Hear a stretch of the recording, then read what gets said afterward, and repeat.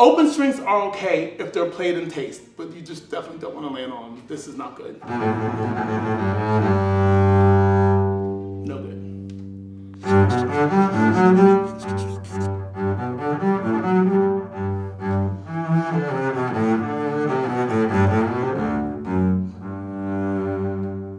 Hello there. Welcome to my practice space. It's fancy finding me here because people were talking to me on Instagram about using the open string on that piece. Like, can you believe Mr. Conyers uses an open string? Didn't he say we can't use open strings? How did he use that open string? What's going on? The world's blowing up. Calm down. All is fine.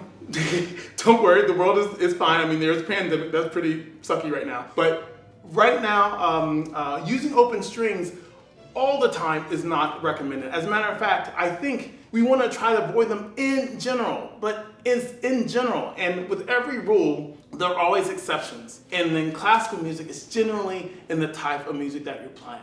In Baroque music, and this is a minuet by Bach, who is a Baroque composer. In Baroque music, sometimes playing the open string is actually preferable. I know, but you said in that video, but there are exceptions. And that exception comes with another exception. That comes with the exception that you understand how you would approach playing that open string in the most beautiful, nuanced, elegant way. Because if you can do that, then using the open string can sometimes be quite advantageous for your final musical product. And let me see if I can think of some examples. Oh, let's check. I'll play some more Bach. This is the end of the first ray of the third suite. So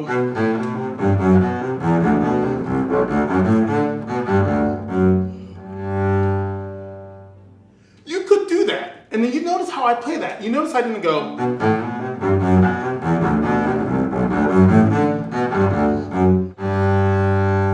which sounds terrible. And it sounds terrible because I didn't give any kind of nuance to the note. I just kind of plopped the bow down like, well, it says G. Well, I'm playing in a G. Okay, fine. It's just, I'm saying it doesn't sound very good. So one thing you might do to make it sound better is release the weight of the string. Not the weight of the string's here. Release the weight of your arm on the note. I even slow the bow speed down. And you see my fingers even curl up? Because what I'm doing is I'm actually just allowing the weight of the bow to come out of my hand in a lot of ways. So I can get this nice, nuanced, beautiful, I call it a fake decay. Anyone who's studied with me, I start talking about comets and stuff. We just had a comet. I'd like to talk about comet and comet tails. But I create this fake decay, and then that's how that works. So even in the, I'm just ever so not. If you do that, it's not very elegant, and that's not the best direction you want to go. I'm trying to think, there might be another example. Another very famous piece played by generally younger bass players, but a beautiful piece that can be played by any bass player, is the Echo Sonata.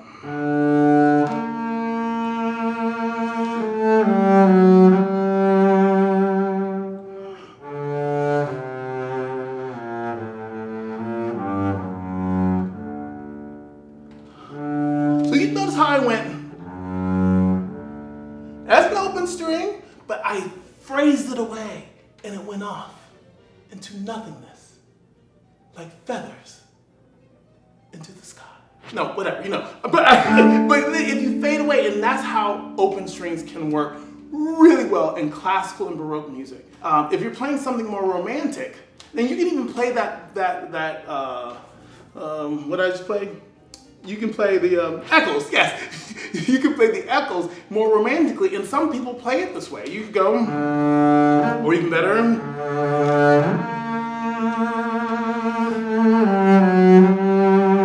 so beautiful. Open string. I mean, you could do that. You could do that. Let me explain why. In music, we have all these choices we can make. And sometimes those choices are as varied as the number of stars in the sky. I'm not kidding. My life and my preparation for my career has been for the orchestra world. This is me speaking from my whatever. So you can take it or leave it. I mean, it's a video. You can just like stop playing and go to another video. So if you don't care, but these are my thoughts. And when we get the chance to make choices, The reason I make the choices that I do is because I'm thinking about, when I'm playing, how can I show someone that I have knowledge of all these different things in music that you learn in school, like about periods and about the different instruments and about the different composers. And the best way we can do that is to show that we have a color palette in our playing that shows a difference. Your playing does sound different from Baroque playing, and it sounds different from Romantic playing. So if I'm playing a Baroque piece, yes, I could play it romantically, but why not play it in the Baroque way? Now, I'm not saying you gotta pull out a Baroque bow. I'm not saying you gotta get gut strings. I'm not saying you gotta hold the bow up here and play it. No, I'm not saying any of that. You could do that, however, to help inform how you might approach it with a modern setup. So the most important thing is that we're understanding why we're doing what we're doing. We all want to impress our teachers, and our teachers tell us things all the time.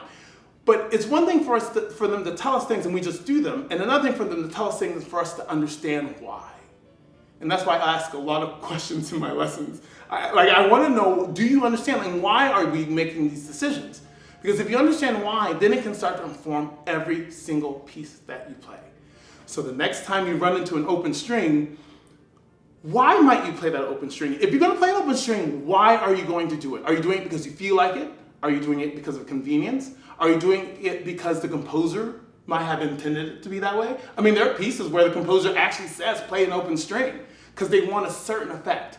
But why? If you can start to figure that out and put it in the context of the style of music that you're playing and where you're coming from, you will go a long way in the development of your musicianship. So all the best to you, good luck, and open strings are okay if they're played in taste, but you just definitely don't want to land on them. This is not good.